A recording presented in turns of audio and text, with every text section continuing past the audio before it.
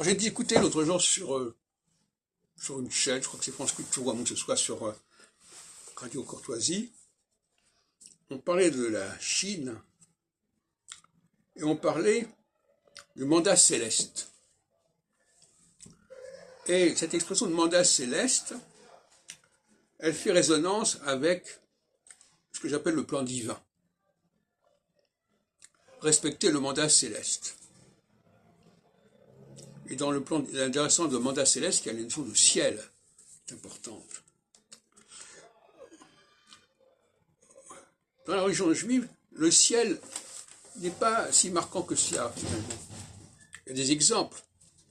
Dans Job, par exemple, Dieu se réfère au moment où il a balisé le ciel.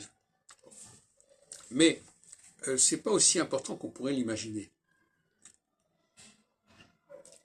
Et le respect du mandat céleste, c'est notamment le respect des lois célestes, justement, mais c'est aussi le respect du verbe, des lois du verbe, le respect de la grammaire.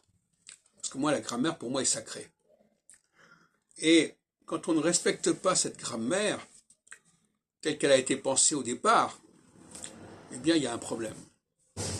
Et comme je disais dans une autre vidéo, l'hébreu moderne est loin d'être une langue idéale. C'est une langue qui présente un certain nombre d'incohérences. Je vous renvoie à mes vidéos à ce sujet. Et le français a plus d'un titre, c'est une langue beaucoup plus sacrée, beaucoup plus cohérente que l'hébreu, moderne en tout cas. Alors, j'avais fait la liste des lettres en français qui sont des lettres spéciales.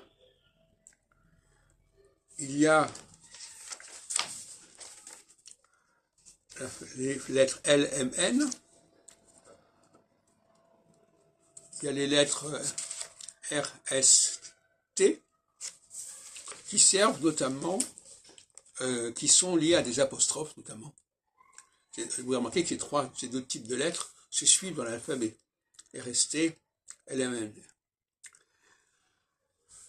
Donc, il y a une structure alphabétique en français qui est tout à fait intéressante. On la retrouve aussi par certains côtés dans l'hébreu, mais en hébreu moderne, elle n'est pas opérationnelle, ou du moins elle ne l'est pas pleinement. Comme les lettres doubles, le bet, gimel, dalet, et le p,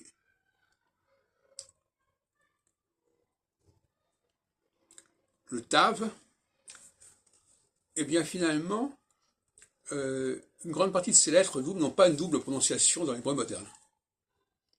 Il n'y a pas une double prononciation du gimel, il n'y a pas une double prononciation du dalet, il y a une double prononciation du kaf, une double prononciation du p, on a perdu la double prononciation du tav, c'est pour ça que les Ashkénazes disent Shabbos, et en hébreu moderne on dit Shabbat, point final. Et par conséquent, le code de prononciation de l'hébreu est perdu, en grande partie, dans l'hébreu moderne.